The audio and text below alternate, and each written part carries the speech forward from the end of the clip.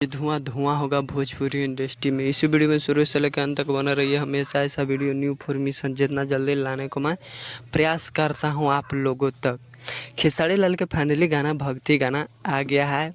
और जब खेसारी लाल के गाना आता है तो भोजपुरी इंडस्ट्री में तबाही मचा के रख देते हैं। लेकिन खेसारी लाल के ये साल जो गाना आ रहा है नवरात्रि के शुभ अवसर पर, लेकिन अच्छा खासा आ रहा है एकदम जो सुनने लायक कहते ना, सुनने लायक बढ़िया गाना गाए खेसारी लाल जब भी अब गा रहे हैं गाना तो अच्छा खासा गा रहे हैं। जिस गाना के नाम है आरती उतारा। ये गाना ज़बरदस्त तरीके से बवाल मचा रहा है भोजपुरी इंडस्ट्री में। और पवन सिंह के भी आज ही गाना 9 बजे 9:30 बजे आने वाला है भोजपुरी इंडस्ट्री में, जिस गाना के नाम है माई के चुंदरिया।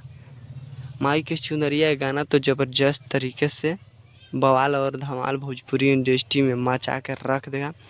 अब फाइनली खेसारी लाल का गाना आ गया है